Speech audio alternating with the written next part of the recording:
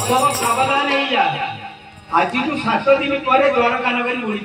मुझे समस्त कहली नगरी छाड़ी प्रभात तीर्थ पलैब तू पलि प्रभासी तीर्थ पठे से कंदल सब मरबे तू मरवाई चाहूँ बड़ भक्त तेणु बद्रिकाश्रम को जाए तपस्या कर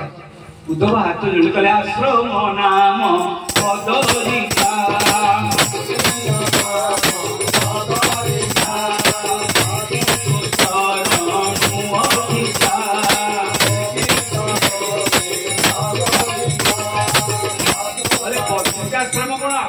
पादठू आहरी पुण्यम स्थान आपण पाद पद मुझे छाड़ी मुझे जीवी कहले अरे मो पाखे कौन रही तू रहीपर मुझे तो मो खेला लीला से पलि बड़ा सुंदर उपदेश देते क्या प्रवेश करेंगे से आज कथाबर्ता ये आरंभ हवा कथा जेहेतु गोटे दिन कथा है तेणु कथा पचेब निश्चित भाव भगवान जी कृपा कर अवश्य कथा कौन आगाए सब पचाए कारण कथा एत व्यापक जे 2 घंटा 2.5 घंटा 3 घंटा भर कहवा संभव हुए ना भुवनेश्वर राम मंदिर में गोटे मस धरी भागवत प्रवचन हो 1 मास मसे भर भी कथा सरुनी को वर्ष भी सर रेकर्ड नहीं पड़े 7 दिन भर कथा कि सर आप परीक्षा के शुणुले सरीगला सुख केमी कहते सरला कथा शुणु से 24 घंटा शुणुते 2 घंटा 3 घंटा कथा ना कथार उठिक 1 जीवी कथार उठिक बीड़ी टाणी सब ना से 24 घंटा कथा शुणुले ये जो आज जो कृष्ण जन्म पर्यंत जाए कृष्ण जन्म बेलू परीक्षित महाराज पचारे प्रश्न 10म स्कंदर प्रथम परीक्षित महाराज प्रश्न पचारे कहले कथित वंश विस्तार भवता सोम सूर्य राज्यं च भय वंशानां चरितं परमाद्भुतं 10म स्कंद आरंभ मुखार मुआ तो कहबी कृष्ण जन्म पर्यंत कथा कह खाली जानी कहले आपण 9म स्कंदे कथित वंश विस्तार भगवता सोम सूर्य सोम अर्थात चंद्र सोम सूर्य चंद्रवंश और सूर्यवंश कथा वर्णना कले चंद्रवंश सूर्यवंश आप वर्णना कले जे कथित वंश विस्तार भगवता सोम सूर्य राज्ञं चुभय वंशानां उभय वंश राजा कथा कहे चरितम परमाद्भुतम अद्भुत अद्भुत चरित्र कथा कहले आपण माने विभिन्न वर्ष में दीर्घ 7-8 वर्ष हलानी भागवत अद्भुत चरित्र 9म स्कंदर सब अछि कोन जड़े राजा थिले जजाति थे 4 पुओ 2 स्त्री जजाति तो बुढ़ा है 4 पुओ को डाकिला गोटे सुनछथि ना नहीं कोन के एनी आउछ कोन 7 वर्ष हलानी कहले कहले अरे मते मुसिना बुढ़ा हेली मो मन कि पूरा युवा है शरीर पूरा तुम 4 पुओ भर एक कथा आज प्रसंग यार माने लीक अच्छी कहूँ कहले जो 4 पुओ भर किए मत तुम यौवन दे दियो मो वार्धक्य को ले जाओ बड़ पुओ जदू 4 पुओ किए जदू पूर्वसु अनु पुरु ये 4 बड़ पुओ जदू से कहले बापा ये असंभव कथा मुझे देवी मो यौवन आप वार्धक्य लेबी कहले कहीं कहले मो यौवन नहीं आप मो माँ सहित संपर्क रखती मुझे तो मातृभरण अपराध अपराधी मो यौवन जो मो मातृभरण आप करेंगे देवी देवी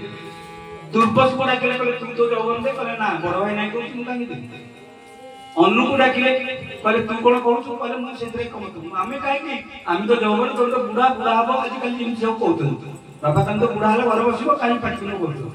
तो बुढ़ा तो बुढ़ा यौवन कहीं गुरु मुझे मारे बापा कहले मोर जिते पाप हो पिता को आज्ञा पालन करी भागवतर महान शिक्षा भागवतर ये शिक्षा बापा को खुशी पे गोटे पुओ तार यौवन को प्रदान कर आ वार्धक्य को नहीं किछि दिन पर 9म स्कंदर कथा किछि दिन पर बड़ पश्चाताप कले राजा जजाति कहले अरे कोन कली गोटे पिला को बुढ़ा करके ता यौवन को नहीं होली मु तो गोटे अपराधी पुओ को डाकिले कहले पुओ मुझे दिन संसार भोग कली ए काम प्रकृति गोटे एमितिया प्रकृति जेते भोग कली शांत हुए अग्नि में जेते घी ढालिले अग्नि लिभिब जली पड़ी तेणु जहाँ भोग कली मो वार्धक्य को मत फेरे दे तो यौवन को नहीं जाए फेरे दे 4 पुओ को डाकिले कहले सुन जदू तू बड़ पुओ बापा कथा माने तो वंशरे केही चक्रवर्ती राजा हेबे नाही एइति पाई भगवान कृष्ण जिते मारिले कंस से कथा शुणिमा निजे राजा हेले उग्रसेन को राजा कले उग्रसेन पचारे ना तुम तो सर्वसमर्थ नात्या तुम सिंहासन बस कले ना हमको अभिशाप आम पूर्वपुरुष देते जदुवंश के चक्रवर्ती राजा हेले मु आपन सहायता करी किंतु राजा हेबी नाही एभलिया कहथिले ए जो अद्भुत अद्भुत कथा आज परीक्षित पचार दशम स्कंद आरंभ रे कहले जो अद्भुत कहानी सब आपण नवम स्कंद रे कहले किंतु आ गोटे मेन कथा कहलेनी आपण कोन कृतवान जानी विश्वस्मा तानि नोबत विस्तरा कहले विस्तारित भाबरे आपण कोन कहलेनी भगवान कृष्ण जन्म हे कोन कोन कले से कथा विस्तारित भाबरे कहलेनी दर्शनादि साजे नवम स्कंद शेष रे कहचम सुखदेव परीक्षित बुझेइले कहले देखो भगवान नारायण तांको कहले ब्रह्मा तांको कहले चंद्रमा तांको कहले ये तांको कहले एमती चंद्रवंश ए जो चंद्रवंश वाला ए चंद्र विषय अमुक अमुक अमुक अमुक राजा आइले तापरे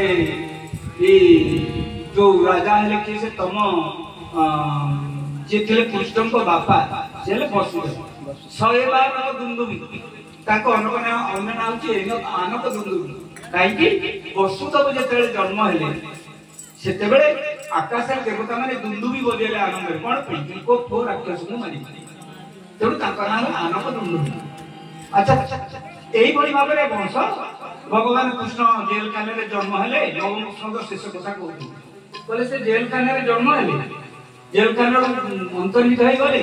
11 वर्ष पर्यंत गोपपुर रे रहले तापर मथुरा 25 वर्ष पर्यंत